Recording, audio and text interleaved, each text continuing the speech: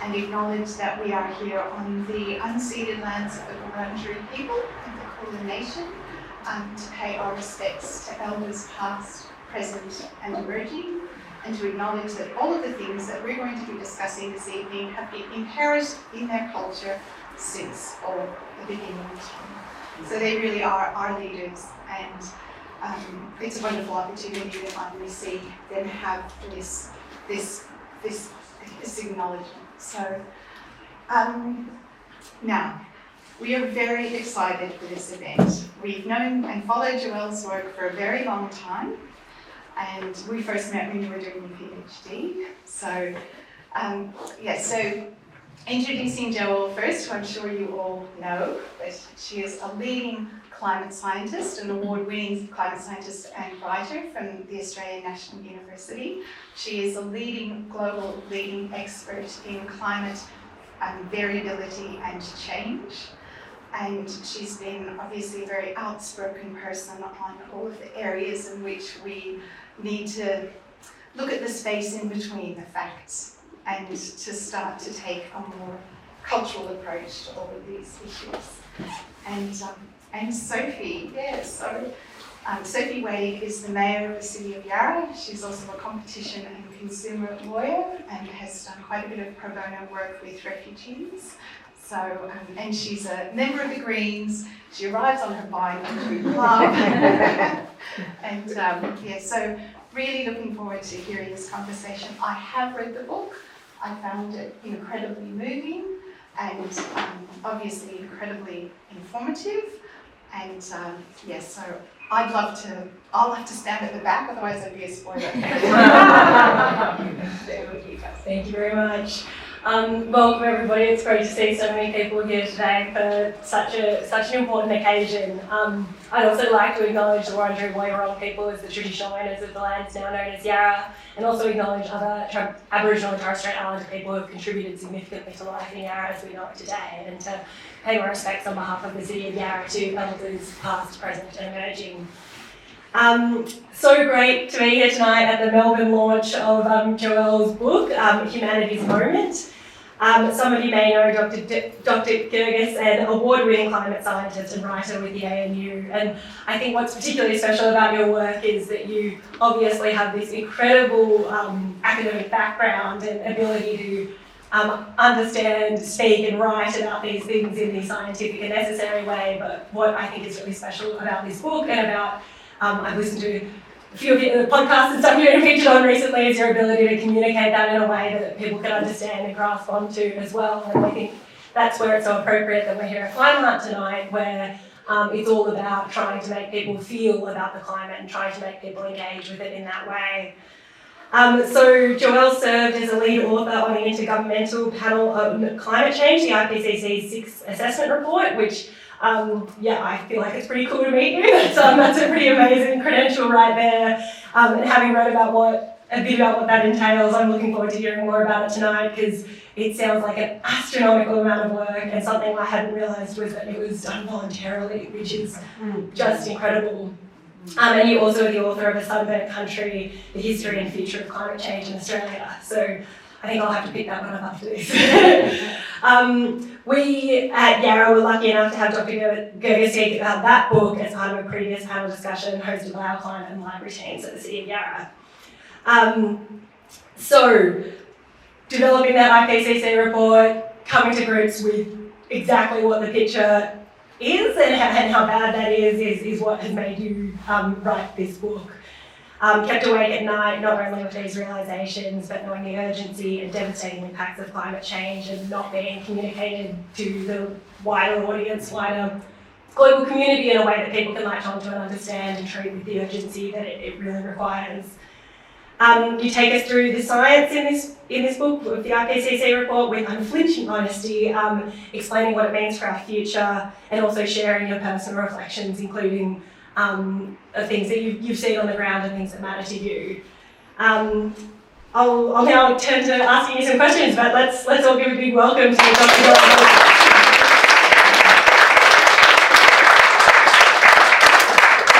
So firstly, given our forum today at CLIMARTE, I was wondering if you could talk to us about your thoughts on the intersection of art and climate, and why a book like this is a good way to communicate the climate emergency to people.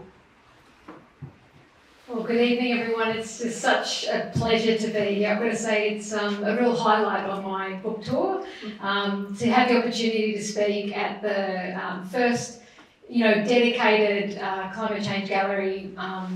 I think in Australia, if not the world, is an extraordinary privilege. I guess I'm here as a scientist to basically help try and create a bridge between the different communities that are out there. And the further I delve into science, the more I realise that it's not going to be more facts and figures that start to change our understanding of just how serious the situation is and bring about that cultural change. It's realising that we're not just talking about numbers on a graph, we're talking about the people and the places we love. And I think for me, as I was working on this report, that started to spring to life in really personal ways. So firstly, I started work on the IPCC in 2018. We were seeing mass bleaching of the Great Barrier Reef, where we've actually seen 50% of the Great Barrier Reef die off since 2015, 2016. And that doesn't even take in the last two mass bleaching events of 2020 and 2022. So that number is likely to be still an underestimate in terms of just how much we've lost. And then of course we saw the 2019-2020 Black Summer bushfires, where 25% of Australia's temperate forests burnt in a single bushfire season. We saw over 3 billion animals either killed or displaced. And now the koala, our most iconic species, is actually listed as an endangered species on the east coast of this country. So to me, these things were unfolding in real time, and at the same time, I had a seat at the table at this UN process of seeing what was going on in all different parts of the world, and I realised that the average person, I think, doesn't really truly get the extent of this. And I think with Black Summer, I think it was a turning point for many people who started to understand this is a really serious situation where we can start to see these really abrupt and non-linear changes in the system that can transform ecosystems a lot faster than we would have anticipated, and faster than what we'd modelled, to be honest. But the sort of terrifying aspect of the Black Summer fires is that the conditions we experienced during that event become normal by 2040, and that becomes a cool summer by 2060. So effectively, that's like a preview into the future, the sorts of impacts we're experiencing. And then just as in the final stages of writing this book, doing the copy edit, the East Coast was flooded in ways that I've got family in Lismore, so my husband's family from Lismore in northern New South Wales, and they're still displaced from that particular event. So for me, it couldn't have been more real, and I found that the scientific community were a little bit reticent to come out and join those dots, because with the scientific community, we often need what's termed attribution studies, which is really going through and statistically linking a particular event to climate change. But sometimes those studies can take several years. And in fact, because Australia has a lot of natural climate variability, sometimes it's embedded, the signal is kind of a little bit lost because of that high variability. So, but for me, I actually was working on the water cycle chapter, so I could see it. I knew what it was. I know what it is. And so I guess that's why I felt compelled. And I found over the last few years, some of you might have read my work in the monthly or the Saturday paper and various other places, where I felt like I needed to sort of sound the alarm to let people know that what they're experiencing is part of a global trend. This is not just unique to Australia. This is something that is part of a much bigger picture. So for me, it's realising all of those things, but then what? Okay, so as a scientist, I know there's only so much we can do. in terms of giving people the facts and figures, but ultimately, until we start to care about this on a really personal and on a visceral level, I don't think we're going to get that change that we need to turn this around. And as I started to work my way through this book and think about these different elements, I realised that art and our cultural change is really the missing link in all of this for me. And I think for many people as well, who realise that this connection between the head and the heart, it's something I talk about in the book. So we can understand something intellectually, which is the head, but the heart is where we actually feel that heartbreak, where we actually feel what it is that we have to lose. And we need to start to sort of restore that sense of care, not only for the natural world, but also for each other, our Indigenous people, and our communities at large. I mean, there's just so much conflict and violence in the world, we really have lost the way.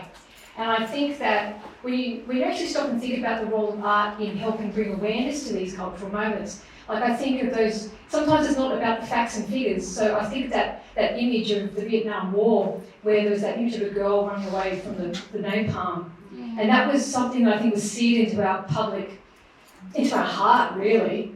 Or if you think about it in the Australian context, Peter Dombrowski's Rock Island Bend photography of the Franklin River when they were looking to dam that, and people say that was a really that image was an iconic image that mobilised people in a way that influenced the outcome of the 1983 federal election. So to me, they're two examples of how art shifts something that no amount of political commentary and no amount of statistics and all that sort of thing is going to do. And so for me, I really feel like there's so much untapped potential in our artistic communities that I really hope this book helps fuel something in that community, and realising that they have artistic people, creative people, sensitive people have a really important role to help us sort of redefine our cultural values and bring that sensitivity, which I think will help bring heart back into the conversation. Great. Incredibly well explained, incredibly articulate. So the IPCC process obviously lasted for quite a long time. I believe you were one of about 25% women of the lead authors and one of a handful of Australians. Could you tell us a little bit more about what that process looked like? Sure. So for those of you who aren't too familiar with IPCC, it means Intergovernmental Panel on Climate Change. So every 7 years, the United Nations, they get together and they compile this very thorough review of the global climate system. And so I was involved in Volume 1, which is the physical science basis, which is effectively compiling all the nuts and bolts of how our ice sheets are changing, how the water cycle's changing, all sorts of things like that. So it's a process that only happens every 7 years, and I understand that now why that's the case, because it is enormous. So just to give you an idea of the numbers, so there are about 1,000 nominations put forward by different governments around the world. There's about 240 of us selected from 66 different countries and 12 of us from Australia. And then all of this work is done voluntarily, so we all have day jobs. So for instance, I'm a research scientist and a university lecturer. So just taking that on top of everything else without any sort of payment, I guess it was an act of altruism that has to be seen to be believed. And so sometimes when you hear these critiques of scientists being, we're in the pockets of governments or fossil fuel companies and all this sort of stuff, it's just so far from the truth that it's ridiculous. So basically we all get together to produce this review of the science to provide an understanding of where we are technically speaking. And so that process started in 2018 for this current round, and our report came out last year. Of course, the coronavirus pandemic took force, and so our first lead author meetings were all in the one room, which makes a lot of sense when you're working at the UN level, trust me, because of all the time zones. But then when we had to go online, that was really difficult. So being one of the very few people from the Southern Hemisphere, sometimes that meant having to clock on at 5 a.m. on a Saturday morning, 3 a.m. on a Wednesday, or sometimes 6 o'clock on a Friday night when I've done a full working week, and I want to just go and have some dinner and relax. But no, we have to talk about really intensive water cycle changes, how the monsoons are shifting, changes in flooding, changes in droughts, all sorts of things. So it was epic, is probably the best way of putting it. It was really, really epic. But to be honest, I think my experience through that process reminded me of just how extraordinary human beings actually are. And sometimes with the climate change, debate that's out there, sometimes people say, well, no one cares, no one's doing anything, people don't care, and all this sort of thing. But actually there is a lot of altruism out there in the community, and that global citizenry that I experienced at the IPCC level just reconfigured my worldview, to be honest. And then, of course, during the pandemic, we also saw the way that frontline health workers were just stepping up and doing what had to be done to protect the community. We also saw that during Black Summer bushfires, where the fireys just got in there and did what had to be done. No one's looking for a medal, they're just doing what has to be done. And the climate science community, while we were all holed up and in lockdowns, we were still working through all of that. And so for me, that is just a reminder that it really is this tug-of-war for social justice that really goes on. And in the book, I really sort of try to bring that really clearly together for the reader to realise that this is the human story. This tug-of-war between really trying to right the wrongs of the past, the civil rights movement in the US, or gender equality. Right now, the climate crisis is this next great social movement.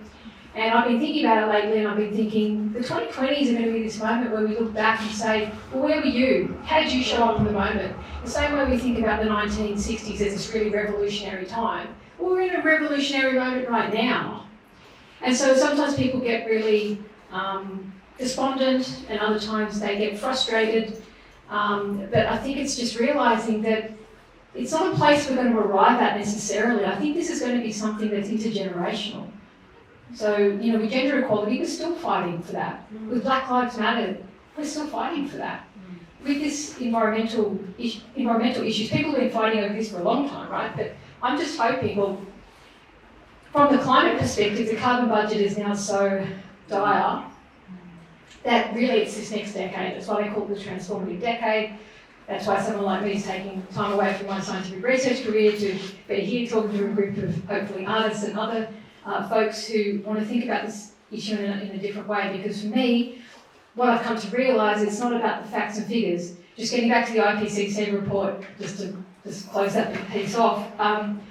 So with volume 1, there are 13 chapters, and each of those chapters are 80,000 words. So you're looking at a report that's over 1 million words. That's without all the technical appendices, all the lines of code. It goes on and on and on. And there are 3 volumes, and there are 3 supplementary volumes, and then there's also a synthesis report. So I can assure you that everybody is drowning in information, right? But what we don't need is more information. We need, in the words of David Attenborough, we don't need to be more intelligent, we need wisdom here. So wisdom is what we need here.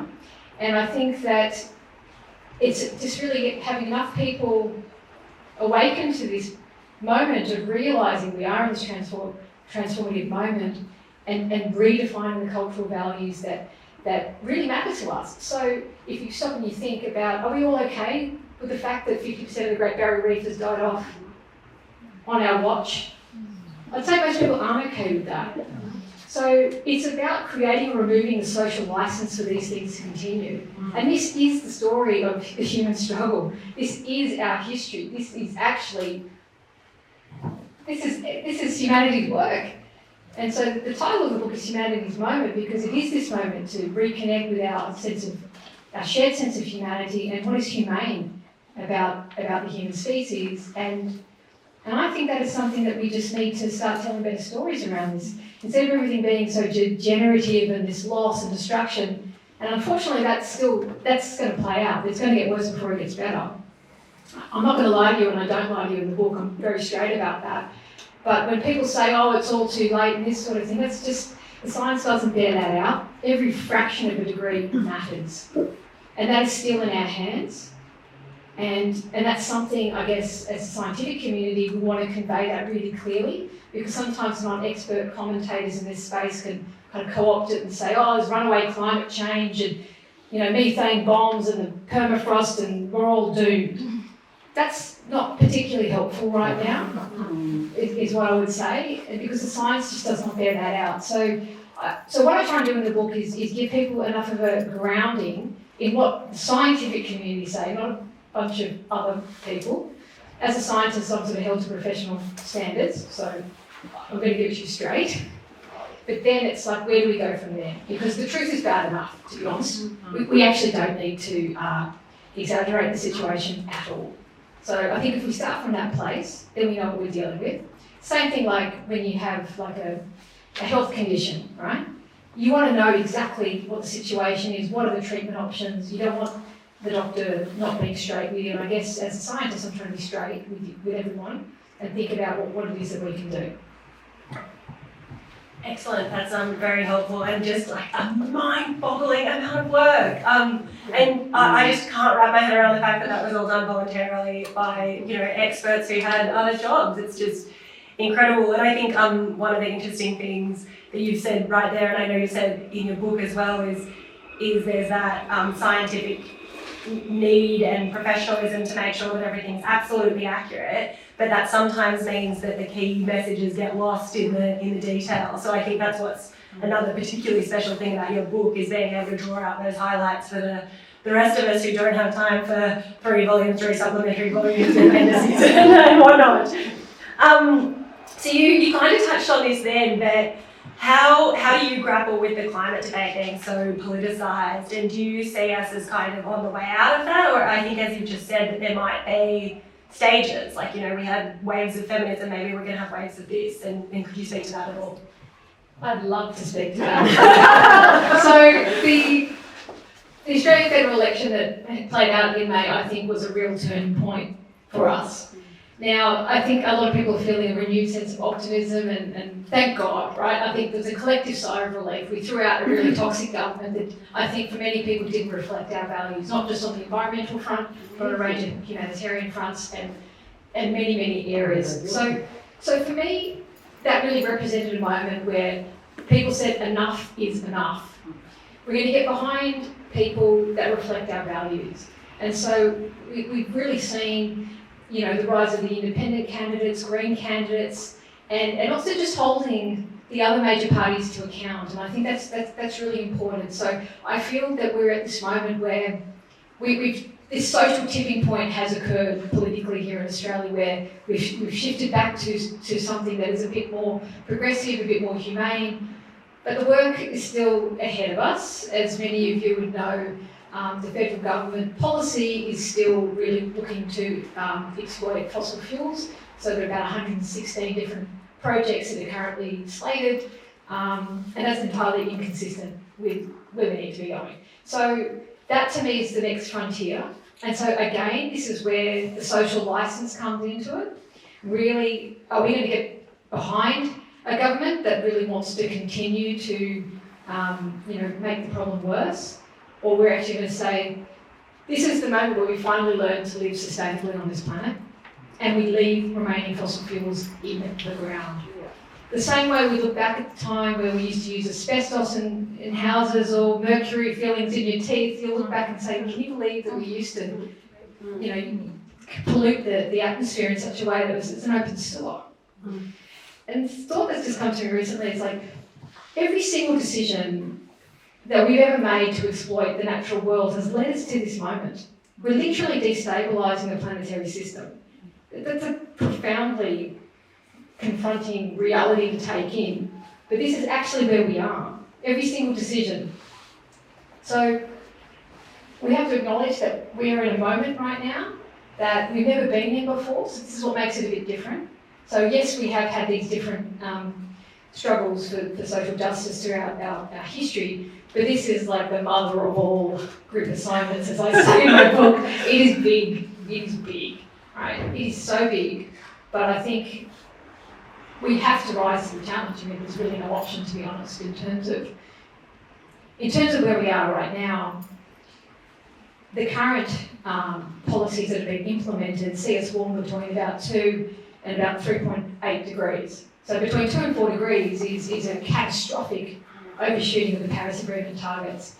Even if we implement all the net zero targets that were put forward at the UN conference and the COP26 meeting last year that many of you would have heard about, we're looking at a sort of best estimate warming of about 2 degrees. That's still, with 2 degrees, that's like effectively decimation of 99% of coral reef ecosystems, and there are about 25% of marine life have some of their sort of life cycle in those systems. So just losing an entire component.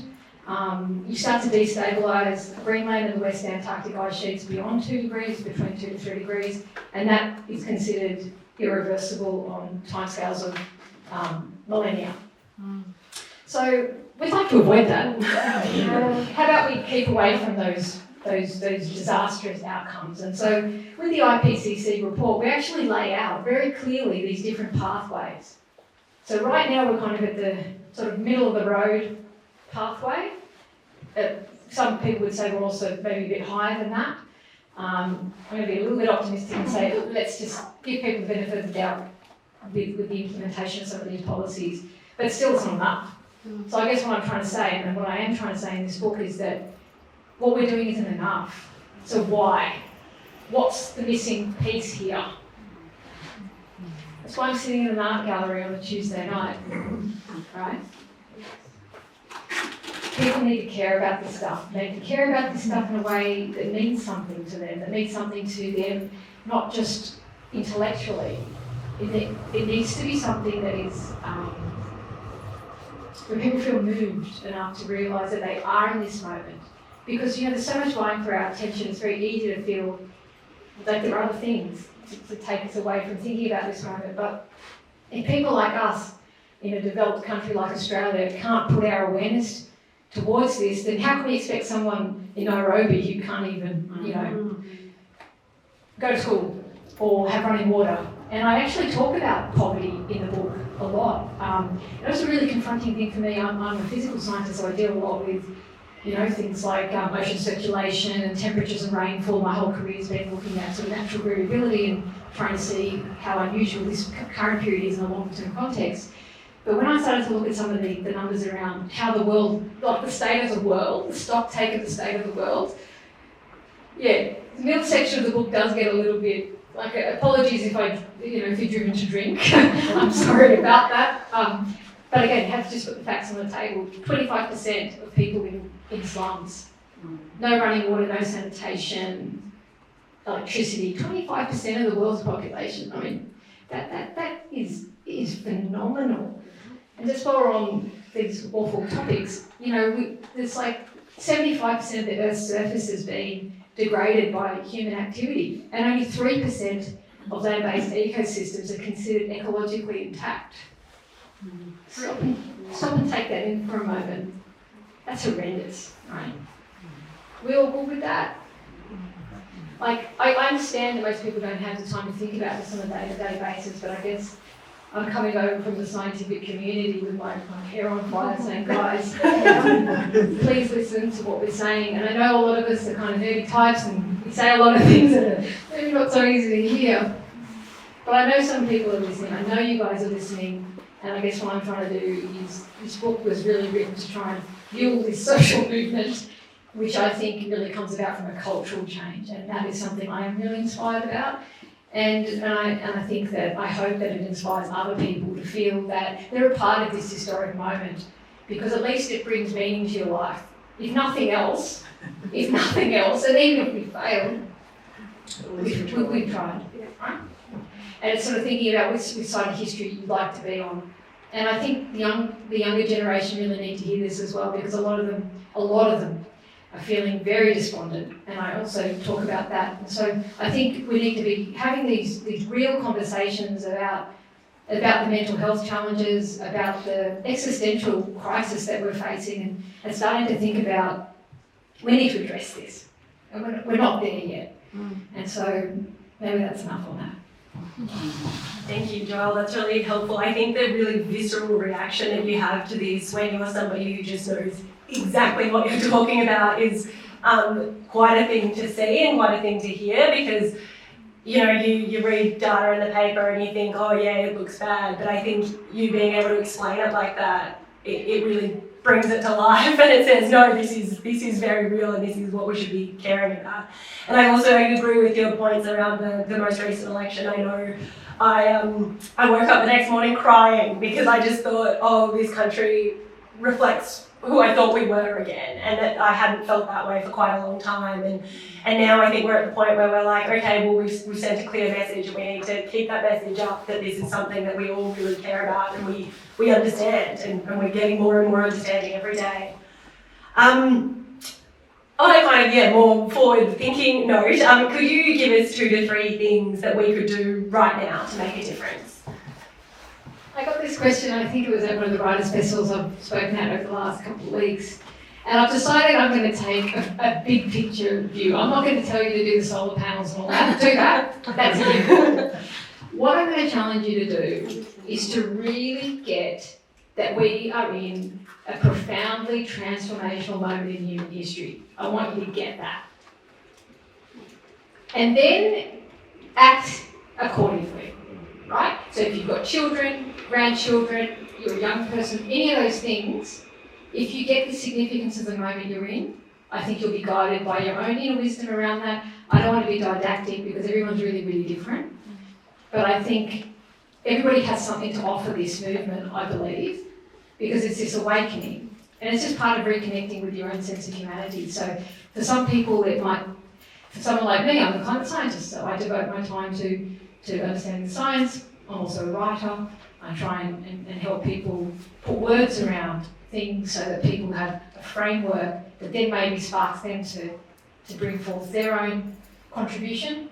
But that is really what I want to say, actually, is that just really understand the significance of this moment.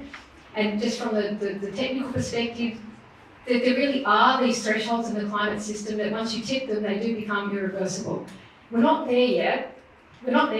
We're getting really close, is what I'm trying to say. And some of these things will be inevitable. So the loss of coral reef ecosystems, for example, parts of Greenland and things like that, those things are tipping now, as we can see. So some of this, there's going to be loss. And this is where I think we need to start having deeper conversations about that. And so just a special shout out to the psychology community is that we need to have more framing around how to deal with these really complex emotions. Because for a lot of people, we're dealing with loss and grief here. And that's an important part of the process because, we protect the things we care about, right? If you had a parent that was dying, you would do everything that you could to protect them. We're talking about the planetary system. I know it sounds abstract, it's not. Life is everywhere around us. And I go through the basic building blocks of life to just remind everybody that that's the case. So I think it's really understanding that it really is this really important moment. But then once we do sort of accept the sort of level of loss, then we have to find a way through sort of heartland of our own grief around this and through to something else. And that's where I really feel that I'm kind of excited by that prospect because, again, it's like, do we choose to turn towards one another or turn away from each other at this moment? And it's a hard thing, it's a deeply personal thing because, human relationships are really complex, it can be really difficult, all that sort of stuff, but I realise that it's not just talking about the way we treat the planet, we're talking about the way we treat each other, the world's poor, people under our own roofs, right? It's about, I have a quote in there by Gandhi that says, the way that we, treat each other is reflected in how we treat the natural world as well. So this idea of the way we treat each other is really important. So it's all related because we're basically, in a sense, it's like, it's an abusive relationship we're in with our environment. So it's a pretty confronting way of thinking about it, but if you treated a child the way we treat a river system or natural world, but for other cultures, particularly Indigenous cultures, they revere the natural world. The natural world is alive and thriving and revered.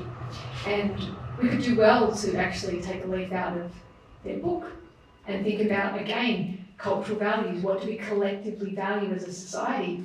And I think those things I think the role of art in that is extremely important, because we've got to bypass these sort of channels of logic and reason, because they aren't always helpful.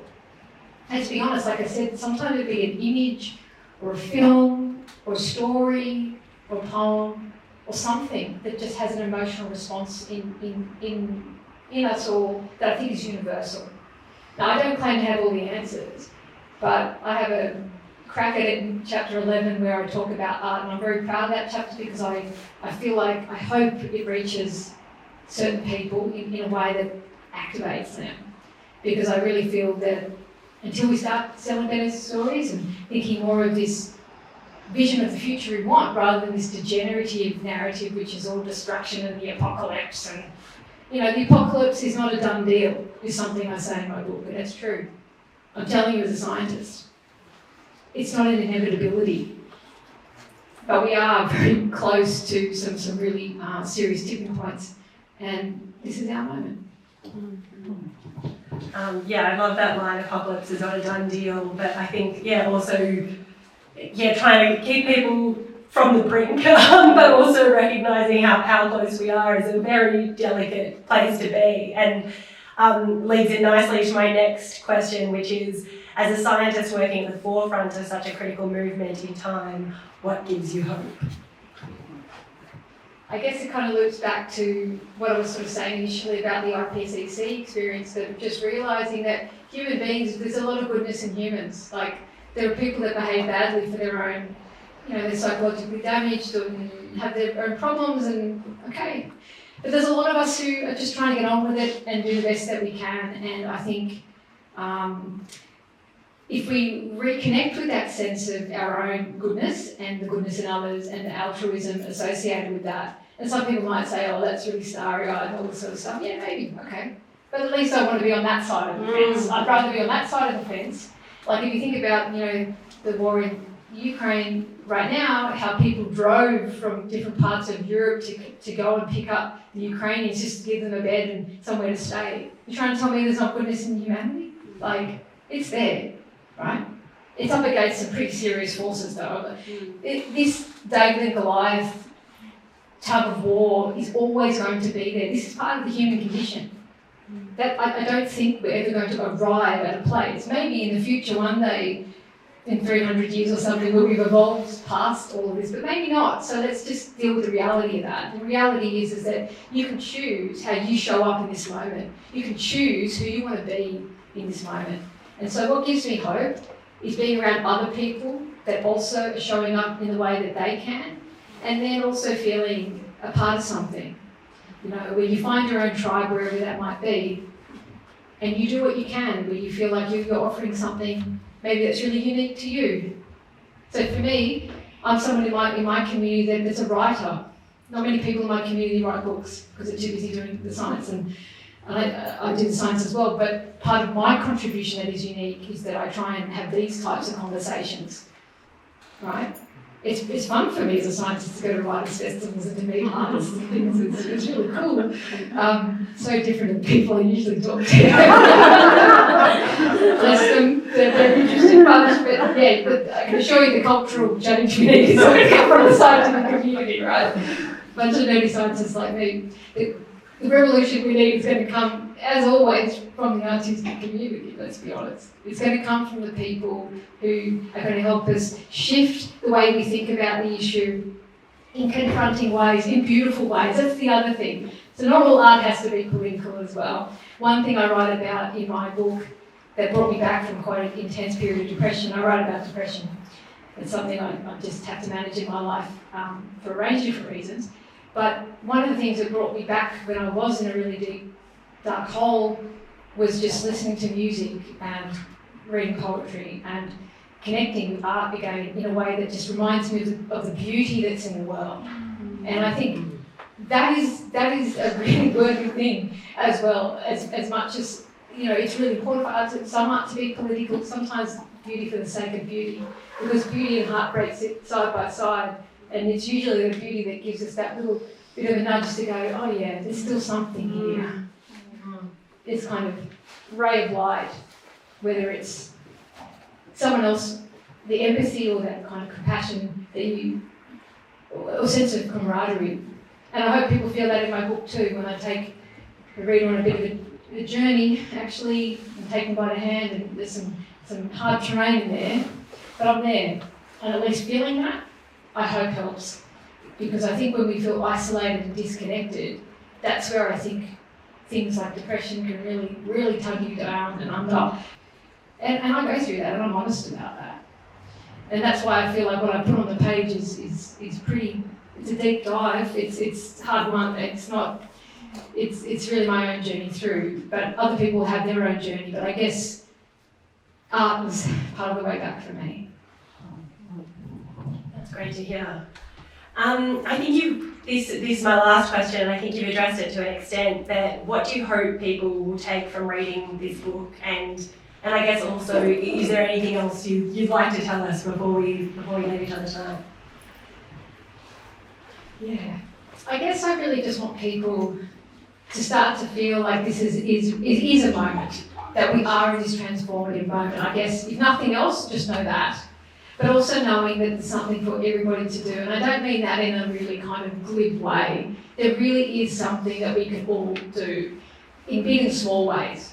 So whatever sphere of influence you happen to have, whatever you can do, it's just realising that all those tiny collective actions do culminate in something. They culminate in a society that cares for the planet or other people or disadvantaged people in our community. We're all a part of that. So whether it's through our consumer choices, our political choices, our vocation, just choosing to be someone that restores someone's faith in humanity rather than being that person that really makes you, not really like people very much. Right? That's a decision you can make every single day. And I think I really just want people to understand that sometimes we point the finger outwards, but what are you doing to make the world a better place? How are you showing up in this moment? And what are you going to do? But I don't mean that I mean that in a gentle way, if that makes sense. In a gentle way. It's an invitation to think about what you can do. And to be honest, your capacity changes from day to day, from week to week, from year to year. So right now, after doing IPCC, I feel once this book tour is done, my capacity is probably going to wane off for a while. I'm hoping that other people step up, right? I guess coming back to what I want you guys to really absorb what I'm saying in this. I'm coming as a representative of our community to say, we need your help. And then think about that, and then come from that place. And like I said, it brings me an enormous amount of joy to be sitting in an art gallery talking about this. This was one of the ones I said to my publicist, I want to do that, I want to have this conversation, I want to spark something in the creative community, and Melbourne of all places, I think. Wow. So it's really special for me to be here, and I guess this is just a gentle invitation to the creative arts sector to take this on in some way. I'm not going to be didactic about what that means. It's a very personal thing, because I think if that's not how change works. It has to really be integrated in you and shift your emotional landscape in some way. But I guess as a scientist, what I'm trying to say is we really are in a situation now that is extremely serious, and we really do need people to show up. So maybe we could use this as an opportunity to really step up to the moment. And that to me is inspiring, ultimately. Thank you. So as we've just heard, this is a book that connects head and heart, and in fact that's the way the book is split up. And it's a book for all of us to help us feel deeply the impacts of the climate emergency and understand exactly what it is we risk losing. It's a book that reminds us we can transform the world and that the solutions we need to live sustainably already exist, and I think that's really an important feature as well. We're not talking about pie in the sky stuff, we can do it now. We just need the social movement and political will to create a better world. This book is a climate scientist's guide to rekindling hope and a call to action to restore our relationships with ourselves, each other, and our planet. I would like to finish with a couple of thank yous. to Black Ink Books for publishing this outstanding book and the opportunity for important stories and viewpoints to be told. To CLIMARTE for hosting this event. I'm incredibly proud that we host CLIMARTE in our municipality, and I think it's fitting, and I think the range of events I've been hearing this year alone has been incredible, and in that way of tapping into people's hearts and minds, you're certainly doing it. Dr. Gergis, I wanted to read a little bit here that I thought stood out to me. You say,